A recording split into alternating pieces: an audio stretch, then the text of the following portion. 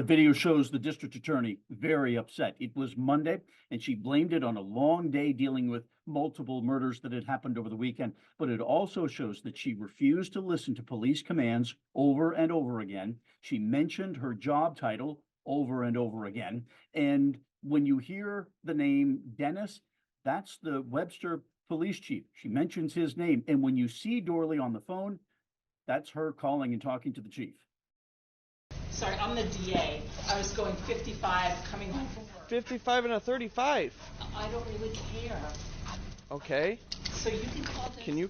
Can you please come over here? You're on this is on a traffic stop, ma'am. Yes, it is. You can call Dennis Kohlmeyer right now. Okay, I'm telling you why I stopped you. You didn't stop at all. Did you not hear my lights or sirens or anything? No, I didn't actually. I was on the phone. Okay, well, you're not supposed to be on the phone while you're driving either. Yes, I am with the hands-free. Absolutely. Okay. Why are you so upset at me? I'm doing my job. You just admitted to me that you were going 55 and a 35 on Phillips Road. Can you please tell him to leave me alone? It's Officer Christopher. Can you stay over here, ma'am? This is a traffic. This is a legal traffic stop. Do you have your ID? No, it's in my purse. Here. You have your purse right there. No, this is my lunch. Would you talk to Dennis? What is the reason you're so against what I'm doing? I'm doing my job. You say you're a DA? I am the DA. Okay. Okay, let me get you my badge. I am the DA of Monroe County. I just don't understand the hostility towards me. I'm doing my job. No, you're being... How am I being... I am the DA of Monroe County. I understand that, but that doesn't give you a right to go 55 and a 35. We've offered the district attorney multiple opportunities to talk to us on camera, and we told her communications director that when she is ready, we're ready. At the time, the day after this incident that you saw, where she got the speeding ticket, Sandra Doorley says she went to Webster Town Court and pled guilty to that speeding ticket. Berkeley News 10, NBC. One of the things that she said she had a bad day. Mm-hmm. I've had a really bad day. I've been dealing with murders. And I get it. We have bad days also, ma'am. I'm sorry. And when you heard that, you thought what? I thought that's the reality we're left in. We live in that reality. Justin Morris runs Untapped Ministries, a nonprofit that tries to take young people who are labeled high risk and get them help and training. The park where we met is surrounded by the trauma of murder. TJ was 18 years old. He was killed right there in that field. You'll go around the corner right here, you'll see a mural of Caesar, a beloved figure in this community. Eddie Jackson was paralyzed right here behind this field.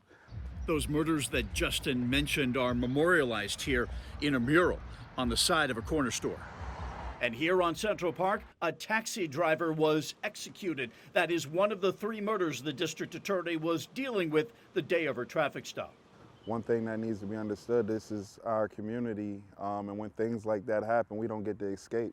So if you live in this community, you can't use having a bad day as an excuse. Never, we never could. We're never given that option to say, oh, it's because I had a bad day, it's because I seen this. There's people that seeing these things that are far less equipped to deal with them mentally, that are expected to go out in life and perform. Berkeley News 10, NBC. Technically, the situation was an arrestable offense. That's what we've been told. You didn't stop. So it looks like you did get special treatment for being the DA. Absolutely. And as I said... That's News 10 NBC investigative reporter Jennifer Lukey with an exclusive one-on-one interview with District Attorney Sandra Doorley. It's the first time the DA has answered questions about her controversial traffic stop in Webster.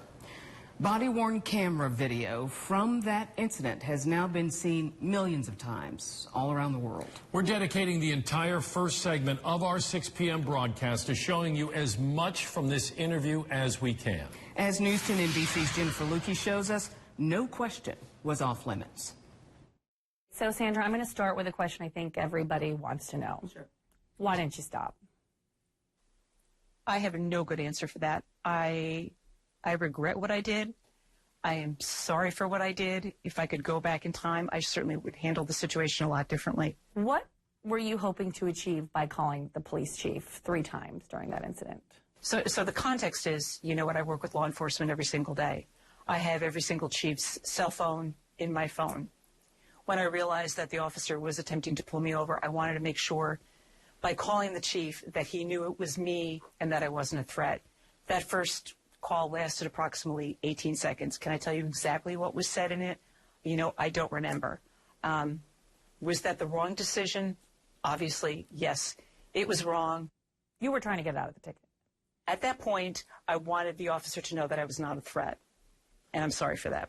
Why not just pull over and tell him you're not a threat? I don't have a good answer for that. I made a mistake.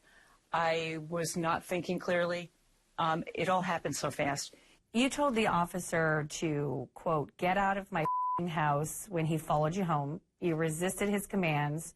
You went into your SUV. You went into your house. And at one point you called him an Anyone else who did that likely would have been cuffed and arrested. I absolutely regret everything I said. I really have no words for my behavior. You know what? I could tell you that I had a bad day. There were things on my mind, but really that is no excuse. I was wrong. Police officers deserve to be treated with respect. Me, of all people, I've been the advocate for that in this community, and I failed immensely. Were you under the influence of any alcohol, any drugs, prescription or not, at the time of this incident? Absolutely no alcohol whatsoever. I left work at 5:20 and went right home. No illegal drugs. I'm always on prescription chemotherapy drugs that I take, at least 3 to 4 times a week. It looks like to the community this is a clear-cut example of rules for thee and not rules for me. I understand that, especially with members of the community. For example, white people and black people,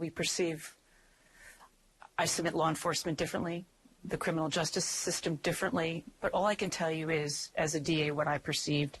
My initial thought, actually, when I saw the police officer turn around, I thought he was going off to another stop, that he got a call for service. And then when I called the chief, my goal then was to say, I'm not a threat, because I didn't want him to think he was approaching a car and not knowing what to expect inside. I want to move a little bit into the ethical questions now of some of the things you said during the traffic stop. You said, go ahead, write me a ticket. I'm the one who's going to prosecute myself. You know what I'm going to do with that ticket? ? What would you have done with that ticket? Jen, I said a lot of things that were not pretty and that I'm ashamed of and that I'm embarrassed by and I'm sorry for.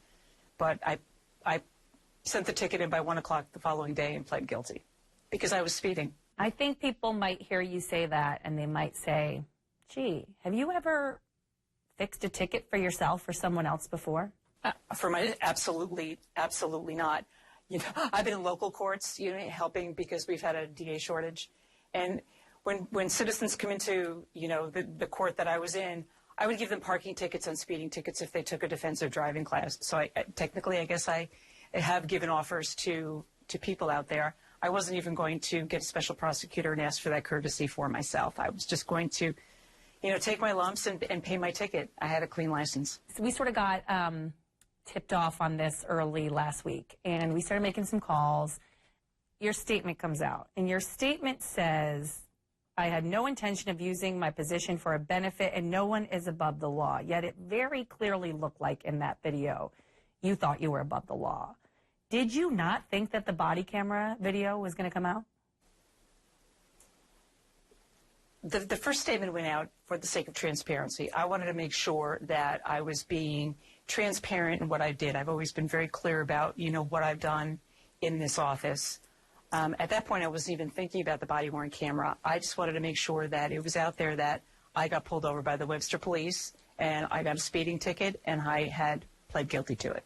Have you ever called a chief in the community before for a favor like this? No. Have you ever asked someone to not write a ticket for you because you're the DA? No. Have you gotten tickets before in Webster? No. Do you think that you can still effectively be the district attorney here in Monroe County? And do you see yourself still prosecuting cases in a courtroom? I would ask the community for my forgiveness. I would ask them to look at my 32-and-a-half-year career. I would ask them to look at how I handle cases, and especially to look at the last year and the cases that I've, prosecuted for this community, and judge me on that, not judge me on for what I did that afternoon. It was terrible. It was a bad, bad judgment call. I made some mistakes, and I wish I could take them back, but I can't. So now I own them, and I will be responsible for them, and whatever happens, I will take the consequences. Did you ever consider resigning? No. I was elected to serve this community, and I will continue to serve this community. How will you earn back the trust of this community? I want the community to look at what we do for this community. I want them to look at the good work of the members of this office. They are in court every day fighting for victims and making sure that our streets are safe, and I will continue to lead that. I will continue to make sure that we are doing what we need to do in order to improve the criminal justice system in Rochester. Late this afternoon, the Monroe County Office of Public Integrity announced it will launch an investigation into the traffic stop in conjunction with the County Ethics Board. The state has 2 different agencies investigating this as well. I spoke with the DA about that. You can hear that part of the interview new tonight at 11. In the meantime, we are going to post an extended version of my conversation with Sandra Doorley right now at WHEC.com if you'd like to watch that. Sandra Doorley was not interviewed as part of the Office of Public Integrity's investigation into her traffic stop, which has now been seen millions of times by people across the world. But part of her comments to me during our exclusive interview with her about a week after the incident are included in the report. General rule of thumb is if you see the lights behind you to pull over, right? I know, but you know what? There are other cars. Almost as soon as the body-worn camera video was released, the Monroe County Office of Public Integrity was flooded with complaints about Sandra Doorley's behavior and actions. We received calls to our phone. We received emails. We received calls to the whistleblower hotline. We received calls from outside of the state. We received emails from outside of the country. The OPI interviewed every police officer who was at or called to the district attorney's driveway that day. It pulled surveillance video that shows her leaving work to ensure the timeline was correct. And it talked with those managing the SUV she was in at the time. So we found that there were violations of the ethics code. One of which was that the DA, quote, attempted to secure unwarranted privileges or exemptions for herself. During our interview, I asked her directly why she called the police chief instead of just pulling over. Here's what she said. You were trying to get out of the ticket. At that point, I wanted the officer to know that I was not a threat, and I'm sorry for that. Why not just pull over and tell him you're not a threat? I don't have a good answer for that. I made a mistake. The Webster police chief remembers it a bit differently. He told OPI investigators the first time the DA called, she said, quote, tell your blank officer to stop following me. In addition to the other ethics violations, the OPI also found that Doorley failed to report that she had been ticketed in a county-owned SUV. And so what happens from here? So again, we're an investigative body that we have no disciplinary function in this office. So we complete our findings and we turn them over to the proper entities. The other ethics agencies don't have the ability to discipline either. And when it comes to the violation of the take-home car rules, this is a very unique situation. In the policy, it states that the department head will handle any violations of the vehicle use policy. In this case, the district attorney is the department head. In the past, to your knowledge, how have other department heads handled vehicle use violations? It could range. If it was a first violation, it could be something as simple as a verbal counseling. It could be something as advanced as removal of the vehicle. This report is the first of 3 or 4 to come out as different local and state agencies are investigating. What do you hope the public takes from this? We wanted to make sure that we were thorough. We did a thorough investigation. I hope the public sees that we were thorough and that we were transparent in the things. That's why we released the entire investigative report. In the end, none of the local or state agencies that are looking into this situation, investigating, actually have the power to discipline the district attorney. The only person who does is the governor. Sandra Doorley continues to lead the Monroe County District Attorney's Office. Aside from pleading guilty to that speeding ticket, she will face no additional criminal charges or tickets in relation to that traffic stop. I spoke with the man who made that decision today. Bill Fitzpatrick has been the district attorney in Onondaga County for more than 20 years. I was contacted by the administrative judge who assigned me to adopt a more formal role as special district attorney with the authority to charge Sandra with anything additional if I thought appropriate. He considered charges of fleeing from police, official misconduct, and obstructing governmental administration, but determined none of them were appropriate. Certainly, failure to respond to the lights could be a separate V&T law, but by virtue of the fact that she pled guilty, you would have a very serious double jeopardy argument. She is a district attorney, right? She knows the laws better than Sure. anyone else in this state. By pleading guilty so quickly, was that like a defense mechanism? Do you think she had any indication like, I'm going to plead guilty now and pay this because I don't want any other charges to come? I seriously doubt Sandra was being that surreptitious or cunning to do that. And I'd point out that the plea was not accepted for another 9 or 10 days.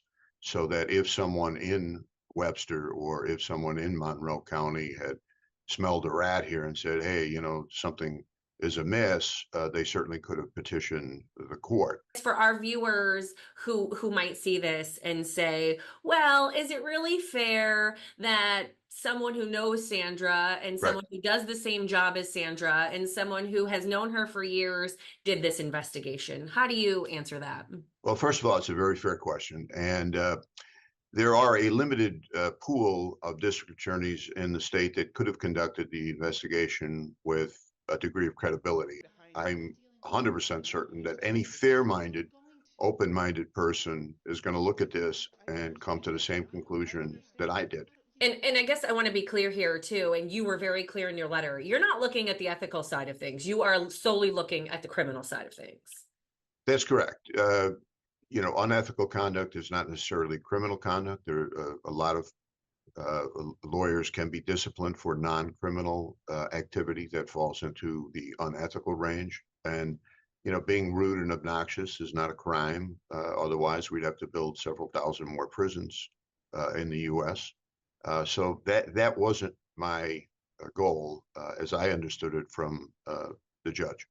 So what's the latest on those investigations into the ethical side of her behavior that day? I'll get into that coming up new at 5.